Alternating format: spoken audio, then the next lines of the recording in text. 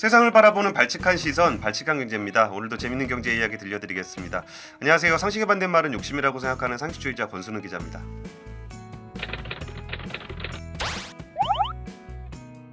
작년에 주식 투자를 새로 시작하신 분들이 무려 800만 명에 달한다고 합니다. 그러면서 주식 투자가 이렇게 쉬울 수가 있는 거야? 내가 그동안 왜 이렇게 힘들게 돈을 벌었지? 이렇게 고민하신 분들도 굉장히 많았을 것 같은데요. 이 올해 들어서는 그랬던 분들이 이래서 주식 투자가 어렵다라고 얘기하는구나라는 걸 많이 느끼셨을 것 같아요. 이게 지수가 3,200까지 갔다가 3,000대로 떨어졌다가 이제는 조금은 주식 시장이 안정화되는 모습들을 좀 보이고 있는 것 같은데, 또 한켠에서는 코스닥이 1,000을 돌파하고 뭐 비트코인으로 돈 벌어서 은퇴하셨다는 분들도 나오고 해서 정말 지금의 어떤 주식 시장의 흐름에 대해서 많은 분들이 궁금해하실 것 같아요. 그래서 제가 굉장히 좋아하는, 굉장히 믿는 투자 분야의 고수를 한 분 모셨는데요. 이베스트 투자증권의 윤지호 센터장님 모셨습니다. 안녕하십니까? 네, 안녕하십니까? 예, 바쁘신데 와주셔서 감사합니다. 네, 인사하실 때 저한테 고수라고 하니까 굉장히 좀 부끄럽네요. 고수는 아니고, 그러니까 해설자죠. 애널리스트는 좀 좋은 해설자가 되려는 사람이고, 예. 하여튼 전체적으로 우리 애널리스트 동료들과 함께 우리가 생각하고 있는 어떤 프레임 내지는 시장, 그다음 종목들 이런 거를 전하는 사람이니까 뭐 고수라는 표현은 적절치 않습니다. 그러게요. 고수는 또 직접적인 행위자들도 있으니까. 만약 제 고수처럼 돈을 벌고 있다면 제 감독원한테 감사를 받겠죠. 그렇죠. 근데 그 고수와 그 해설을 하는 입장이 네. 어떻게 달라요? 그러니까 실제로 투자하시는 분들하고 네. 그러니까 주변은 아니지 그 옆에서 같이 조언을 하는 입장이, 그러니까 예를 들면 펀드 매니저와 애널리스트의 관계 이런 것들도 주식 투자하는 초보자들은 네. 되게 잘 아는 사람이 투자를 잘하지 않을까 이런 생각을 하는 분들도 계시거든요. 그 둘은 좀 어떻게 달라요? 그러니까 손흥민 선수가 열심히도 하셨죠. 예. 아버님도 굉장히 저를 지원을 하시고 했지만 타고난 게 있었지 않을까요? 예, 그렇겠죠. 그렇죠. 선수로서 타고난 어떤 골격, 그리고 뭐 또 순발력, 그리고 또 훈련, 이게 다 결합된 형태가 나오겠죠. 그래서 저는 뭐 투자라는 것도 역시 좀 잘하시는 분들이 있다 생각을 해요. 이제 뭐 어떤 결단력도 강하고 냉철한 의식, 그 어떤 중심도 잘 유지하고 뭐 선수행하고 종교를 믿는다고 할 수 있는 것 같지는 않습니다. 그래서 옛날에 이제 뭐 프랍이나 이런 곳에서는 그 딜러들 훈련시킬 때 유명한 그리고 펀드 매니저들도 책들 보면은 이렇게 포카나 이런 게임 얘기를 많이 하잖아요. 예, 맞아요. 그런 게임의 승부 감각이 있는 건지 뭐 이런 것들 하기 때문에 제가 이제 일반 투자분들이 많이 들으시는 프로로 알고 있기 때문에 그런 뛰어나게 돈을 버는 사람들만의 투자 기법이 내 것이 될 수는 없다 봐요. 저는 각자의 것이. 그거는 좀 타고난 자질도 있어야 되고, 평범한 사람들이 어떻게 하면 우리가 주식 투자라는 어떤 정글 같은 세계에서 살아남을 것인가. 저는 나침판이 있어야 된다 보거든요. 이 정글에서 벗어나려면. 그 나침판이 되는 것 중에 가장 중요한 것 중에 하나가 기업의 실적, 경기 이런 것을 어느 정도 이해하는 능력이 있어야 될 것 같고요. 그리고 또 꾸준하게 포기하지 않고 정글에서 벗어나기 위한 노력을 한다면 뭐 좋은 환경으로 옮길 수 있겠죠. 그래서 말이 좀 왔다 갔다 하는데 제가 드리고 싶은 요지는 그냥 투자라는 게 이렇게 뭐 노력만 해서 되는 건 아니다. 하지만 또 방법도 있다. 주가는 원칙은 쌀 때 사서 비싸게 파는 게 맞지, 비싸게 사서 더 비싸게 판다는 굉장히 고수들의 영역이다. 저는 이렇게 생각합니다. 그러니까 투자 방식이 맞냐 틀리냐의 문제가 아니라 네. 비쌀 때 사서 더 비싸게 파는 것이 난도가 더 높으니까. 그렇죠. 바이로 셀 하이라는 게 어떻게 보면 일반인들이 접근할 수 있는, 저같이 평범한 사람들이 집이건 부동산이건 주식 투자건 그게 가장 편한 것 같아요. 내가 여기서 사가지고 밑으로 안전마진이 확보된 것들, 빠져봤자 제한적인 것들, 그런 것들에 투자하는 것이 결국 어느 순간인가 많은 사람들이 원할 때 주면은 좀 싸게 팔더라도 상당히 큰 수익을 얻을 수 있죠. 그래서 저는 우리가 주위에 이제 친한 뭐 제 친척이나 친구들한테는 이러죠. 뭐 작년 같은 경우가 가끔 오면 그럴 땐 그래요. 그때는 캐시 이즈 킹이 될 때가 있거든요. 현금이 다들 없을 때.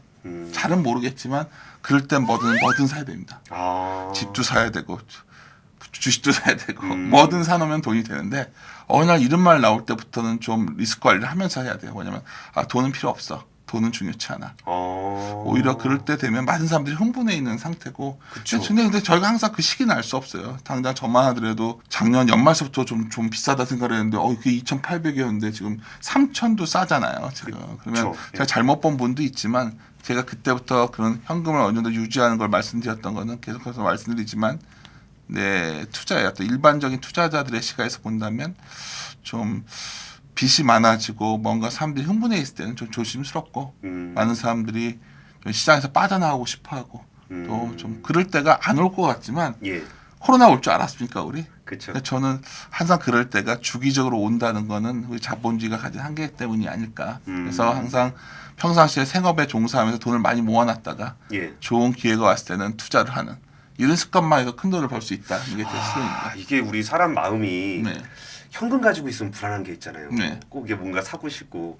근데 사실 그 센터장님 말씀 중에 아까 2,800 얘기하셨을 네. 때 저도 그 방송 봤는데 그때 굉장히 좀 인상적이었던 게 우리가 일반적으로 알고 있는 그 편견 같은 거 중에 하나가 그러니까 애널리스트들은 뭔가 이렇게 주식을 팔아야 되는 입장이기 때문에 항상 좋게 얘기한다 뭐 이런 편견들이 있는데 그때 센터장님이 사실 굉장히 분명하게 말씀을 해주셨어요. 그리고 이게 뭐 듣는 사람들 입장에서 좀 헷갈릴 때가 있거든요. 그러면 이렇게 분명하게 말씀하시는 그 방식하고 아니면 조금 두루뭉술하게 얘기하는 얘기가 있을 때 이런 거는 좀 사람들이 그 애널리스트라는 분들과 대화를 할 때 그 얘기를 들을 때 그 어떤 것들을 좀 방점을 두면서 좀 들으면 좋을까요? 그러니까 분명하게 제시했다 했을 때 그냥 평상시 제가 그냥 저는 저희 회사 내에서도 유튜브 채널을 하는 게 있고 예, 이리온 채널 그렇죠. 하시죠. 예. 그리고 제 클라이언트를 대할 때나 뭐 할 때 똑같이 하는 겁니다. 근데 하나 저도 많은 일반 투자분들을 접하면서 약간 저도 당황했던 건 뭐냐면 예. 저희들은 그냥 주식 투자는 항상 해야 되는 걸로 알고 있는 사람들이에요. 리서치에 있는 사람들은. 그쵸. 그래서 예. 보통 어떤 투자를 할 때 현금 비중을 어느 정도 가져가는지를 놓고서 위협에 대한 선호를 설정하는데 어떻게 된다면 리스크를 그냥 뭐 온전히 100% 다 주식을 가져가는 거에 대해서 경계감을 드러냈던 거고요. 예. 근데 그 판단이 적절했던 것 같지는 않아요. 지금 와서 뭐 저희가 이거의 부분에 대해서는 사내에서도 굉장히 고민을 얘기하고 있는 중인데 예.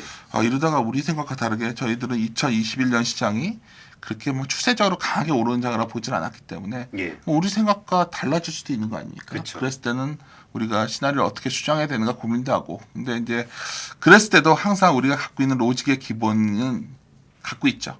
그 로직에 따라서 결론이 나온다면 저희들은 그 로직을 좀 분명하게 얘기하려고 되게 노력합니다. 그거가 뭐 저희가 신이 아닌 이상 틀릴 때도 많지만 예. 또 틀리면 틀리는 대로 저희들이 기준이 될 수도 있겠죠. 그렇죠. 대응을 하는 거니까. 그렇죠. 예. 그래서 그런 부분들에 대해서는 뭐 저희들은 어느 분을 만나든지 동일하게 말을 한다 이 정도로 이해해 주셨으면 좋겠습니다. 그러니까 이제 뭐 일반인들 만났을 때 약간 두루뭉술하게 얘기하고 이제 클라이언트 만났을 때 좀 더 분명하게 얘기하고 뭐 이런 게 아니라는 말씀이시죠. 그렇죠. 그것 때문에 욕도 많이 먹는 것 같아요. 그러니까 저희가 하는 유튜브 채널에서도 그냥 그때 바이콜이면 바이콜이라고 했다가 또 아니면 약간 좀 뭐 안 좋게도 얘기했다가 근데 그렇게 투자라는 게 그런 거 아닙니까? 어떻게 투자라는 게 모든 게 수학 공식처럼 딱딱 떨어져 가지고 예언자처럼 날 따르라 이런 시대는 투자엔 정말 맞지 않는 태도거든요.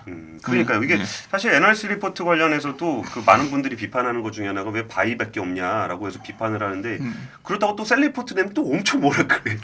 그래서 제가 이제 그 바이지만 여러 가지 경우의 수를 많이들 전하려고 노력을 했는데 그러니까 제가 느꼈던 건 또 많은 저희 그러한 여러 시도에도 불구하고 저희 너무 좀 눈높이를 높게 했었구나 하는 자기 반성도 좀 해요. 왜냐하면 어렵구나 여전히 우리가 내가 되게 쉽게 접근하려고 했지만 좀 더 분명한 거를 원하시는 것 같아요. 그냥 이거 사.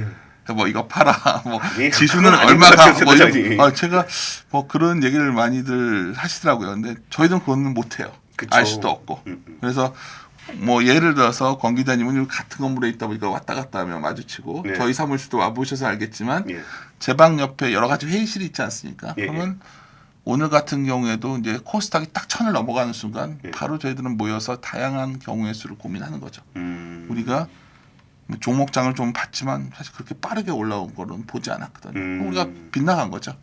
그랬을 때 과연 어디서부터 우리가 오류가 있었는지도 찾아보고 또 그때 저희 클라이언트들한테도 전하고 근데 다만 좀 아쉬운 거는 그만큼 좀 불투적 다수랑 저희가 하다 보니까 예. 개인 투자분들과는 그런 게 좀 소통이 좀 아무래도 명확하게 전달되긴 참 어렵다는 느낌을 많이 갖고 있어서 최근에는 오히려 노출 빈도를 좀 줄이는 게 낫겠다 생각도 좀 하고 있는 상황입니다. 아니면은 아주 제가 이리온 얘기도 좀 해보려고 그랬는데 사실 그 이베스트 투자증권의 팟캐스트부터 하셨었잖아요. 네. 이리온이라는 채널을. 네. 근데 그 당시에 제가 그 굉장히 즐겨 들으면서 느꼈던 게 사실 애널리스트의 주요 고객은 기관 투자자들이잖아요. 그런데 개인 투자자들한테 그렇게 꾸준하게 그 애널리스트들의 목소리를 직접 전달을 하시었던 것이 무슨 계기가 있었던 거예요? 어떤 동기가 있으신가요? 그러니까 리서치 베이스 투자의 우수성을 알고 있으니까요. 그러니까 뭐 제가 94년에 들어와서 뭐 이런저런 뭐 회사 내 보직도 가져보고 했지만 어쩌면 리서치 베이스로 투자를 했을 때 그래도 시장에 대비해서 뭐 아까 그런 엄청난 성공적인 투자자까지는 아니지만 예. 그래도 잃을 때 적게 잃고 벌 때는 그래도 평균 이상으로 버는. 근데 그게 시간을 함께하면서 쌓여가는. 예. 그 우위가 되기 위해서는 결국은 우리 단순한 어떤 기업 이익이 어떨지를 알아야 될 것이고 그 다음에 결국 어느 정도 밸류에이션을 줘야 되는가에 대한 고민도 해야 될 것이고 뭐 이런 것들이 일반 투자자분들이 너무 쉽게들 생각하시더라고요. 제가 이제 어떤 걸 하지만 가끔 이런 전에 팟캐를 하기 전에 예. 이런 교육 같은 거 하는 것도 보고 또 유튜브도 보고 그러면 막 좀 팟캐도 듣고 그러면 막 좀 선지자 같은 분들이 너무 많더라고요. 근데 저는 저랑 오랫동안 신뢰관계를 유지한 클라이언트들이 저를 선지자로 생각 안 하거든요. 그냥 어떻게 생각하세요? 나는 이렇게 생각하는데 이 정도 질문이 다거든요. 근데 그런 것에 어떤 함께 고민하는 힘? 그것도 일반 투자자들과도 할 수 있지 않을까 하는 개인적 호기심에서 시작했던 것인데 저도 뭐 여러 가지 보직도 맡고 있고 바쁘다 보니까 좀 이제 아래 동료들에게 좀 그런 버든을 좀 이양시키려고 하고 있고 최근에는 특히 이제 이리온을 제가 이제 만들어서 회사에서 이제 해오다가 일반 투자들을 접근하는데 한계를 많이 느꼈어요, 사실.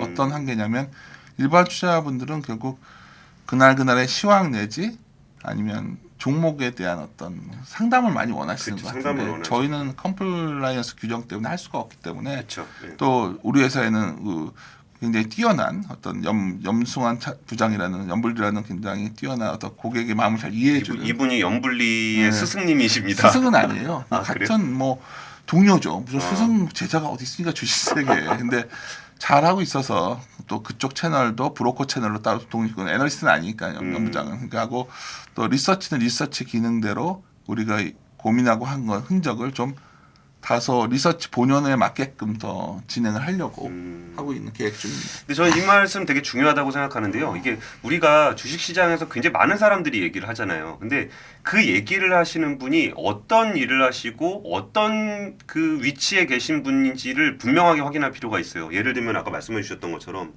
애널리스트가 왜 이렇게까지 얘기하지 않는지에 대해서 이해하지 못하면은 그분들에게 받을 수 있는 게 한계가 있는 것 같아요. 그러니까 브로커 분들은 직접 이렇게 상담도 해주시고 할 수 있는 분들이니까 좀 더 나갈 수 있는 거고. 그럼 애널리스트 얘기는 이 정도 그 컴플라이언스 문제 때문에 이 정도까지 있었을 때 이거부터 얘기하지 못하는 부분이 뭔지를 알아야 그 애널리스트 얘기를 좀 오롯이 좀 이해를 할 수 있을 것 같습니다. 근데 이제 좀 시장 얘기 좀 해보려고 그러는데요. 그러니까 작년은 정말 예상하지 못한 급등이었죠. 이게 진짜 더블 딥이라는 게 없었던 적이 없잖아요. 뭐 폭락하고 나면. 그런데 이게 이렇게 올라온 것의 어떤 모멘텀은 좀 어떤 거였다고 생각하세요? 이게 코로나가 생각보다 경기를 많이 못 건드린 거? 아니면 돈을 많이 쏟아 부은 거? 뭐 어떤 부분이라고 보세요? 코로나가 자연재해와 같은 성격이었잖아요. 뭐가 망가진 게 아니었지 않습니까? 예. 모든 게 멈춰 있는 상태였고 또 우리가 지난 뭐 작년부터 복귀하려고 하니까 갑자기 드는 생각이 지나고 나서 생각을 해보면 미국의 연준도 과거에 이런 위기 때마다 많은 시행착오를 겪으면서 나름대로 어떤 비상 대응에 대한 컨티센스 플랜을 갖고 있었고 그걸 굉장히 발빠르게 내놓으면서 많은 국가들이 결국 돈을 동시에 다 풀었기 때문에 그 효과가 주시에 반영됐죠. 근데 더 중요한 건 뭐냐면 결국 이제 제가 이제 항상 말씀드리는 게 결국 이게 기대값이 굉장히 앞에가 좋아 보였던 거예요. 그러니까 우리가 주식시장이라는 게 현재보다는 미래의 어떤 시점을 반영해 가는 거거든요. 지금 시점도 생각해 볼까요? 지금 당장에 어떤 기업이익만 놓고 본다면 주가 상당히 부담스럽죠.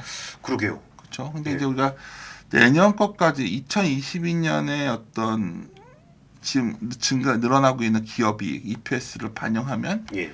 한 예를 들어서 한 11배 정도까지 내려오거든. 10.8배 정도. 11배 정도면 그냥 평범한 저 이제 수준이네요. 과거에도 보면 11배가 또 굳이 나누면 과거 밴드상의 상단인데 예, 예. 그 정도까지 오니까 그래 난 좋게 봐 할 수도 있는 거고 음. 또 하나는 한 1월달 그 1월 11일인가 고점 나올 때 그 단기 고점 예, 3,260 정도. 그때는 예. 거의 PER이 제가 TPPI인데 여기는 지금 안 보이다 한 14.7배 정도 갔었어요. 맞아요. 포워드 PER로. 근데 지금 또 최근에 조정으로 한 13배대로 내려왔기 때문에 예. 제가 이 말씀을 왜 드리냐면 왜 내려왔냐 봤을 때 기업이익의 기대값이 올라오면서 내려온 거거든요. 작년은 어땠었냐? 예. 이게 드라마틱하게 올라갔죠. 그러니까 내려오지만 앞으로 좋아질 기대값들이 보였기 때문에 작년은 그래 언젠가 좋아지면 내가 그때 주식을 팔면 되지 않은 마음으로 장기 투자 가능했던 시점이었어요. 작년에 제가 그 어쩌면 항상 잘하지도 않았고 그렇지만 좀 내가 애널리스트 인생 그리고 증권 회사 94년에 들어와서 가장 기업에 남는 해가 작년이었을 것 같아요. 왜냐하면 우리 동료들과 함께 사과나무 시즈라는 자료를 냈는데 예, 예. 뭐 이게 잘했다가 아니라 그랬을 때 그런 자료를 내고 싶었었거든요. 아. 옛날에 이제 한 다음에 나에게 이런 위기가 오면 애널리스트가 종목을 선별해서 내일 지구가 멸망 제가 서문을 썼어요. 억지로 내일 지구가 멸망해도 한 그루 사과나무를 심겠다. 근데 그게 갑자기 쓴 자료가 아니었고 다시 위기가 온다면 써야지 했던 자료였는데 그게 3월 24일에 나갔었는데 재밌는 거 말씀드릴까요? 예. 사과나무 시리즈 나갔을 때 네 번째 종목이 LG화학이었어요. 오. 근데 잘했다가 아니라 와. 그때 당시에 무슨 이런 대형주를 얘기하냐고 재미없잖아요, 그런. 뭐 이런 걸 얘기하냐고 다들 지금 그런 게 아니라 뭐 중소형주 멀리 해야 되고 그랬는데 사실 사과나무 시리즈 나중에 결과를 보면 대형주들 성과가 매우 좋았거든요. 거기 이제 LG 이노텍도 있었고 뭐 이런 것들이 있었는데 사실 그 당시에 제가 어디 이제 방송에 나가서 잘은 모르지만 이런 종목 지금 사놓으면 몇 년 놔두셔도 됩니다. 근데 매일매일 시황도 보시지 말고 일단 이런 유튜브 채널을 듣지 마십시오 해가지고 그때 막 좀 유튜브 거기 당에서 뭐 이런 말 하시냐고 나한테 했던 기억이 나는데 여기 잠깐 체크해드릴 부분이 3월 24일이 무슨 날이냐면은 3월 18일이 전 세계 증시가 폭락했던 역사적 저점이에요. 코로나 저점이라고 하는 게 3월 18일이고 이 여진이 남아서 어디까지 내려갈지 가늠하기가 되게 어려웠던 때가 그 다음 주인 3월 24일이거든요. 근데 거기다 대고 근데 저는 그때 뭐 그게 바닥이어서 쓴 게 아니라 네. 1100이 가더라도 예. 여기선 사놓으면 결국은 몇 년에 큰 수익이 난다는 거죠. 그러니까 제가 이제 그 당시에 이제 오늘 그런 얘기가 다른 얘기를 준비해 왔는데 갑자기 네, 그 옛날 뭐 아닙니다. 다음 얘기 노땅들 모여가지고 옛날 회고담처럼 돼가는데 이건 잘한 거 말씀드린 거예요. 잘한 거. 그러니까 그리고 나서는 뭐 계속 좋게 말했죠. 저희들은 한 2,700, 800까지 갈 수 있다 봤으니까. 그 정도 얘기하면 그때 놀랬었는데. 근데 지금 시점에서는 또 고민인 거죠. 저희 같은 스타일들은 또 이렇게 뭐 어느 정도 오면 좀 비싸지면 또 조심스러워하는 스타일들이어서. 그러니까 이제 현재 얘기를 좀 해보려고 그러는데 제목이 파도를 만다는 이건 것은 제 세미나 바람이다. 제목인데. 세미나 제목인데 뭔가 이게 현재 시장을 보는 그러니까 이제 많이 어려워진 것 같아요. 이게 어느 정도 올라올 때는 말 그대로 그냥 사과나무 잘 심어놓고 공포를 이기면서 잘 버티자 뭐 이게 사실 그 수많은 주린이들이 고수익을 낼 수 있었던 비결이기도 한데 아주 잘하신 거죠. 예, 그리고 나서 이제 3,000 넘어가고 3,300, 3,200에서 이렇게 왔다 갔다 하니까 너무 힘들어지고 사람들이 요새 주식 얘기를 많이 안 해요. 아 그렇습니까? 그러니까 뭔가 굉장히 요즘 개별 종목 좋으면 수익들이 많이 나셨을 것 같은데. 아니, 근데 이게 그때는 이제 아무거나 얘기해도 서로 다 올라가니까 좋았는데 어떤 사람은 또 잃은 사람도 있고 어떤 사람은 딴 사람도 있고 뭐 그래서 그런데 요새 증시 그러니까 오늘 준비하신 그 얘기로 좀 넘어가 보려고 해요. 예. 그냥 뭐 굉장히 고리타분한 얘기 좀 드리려고 하는데 예.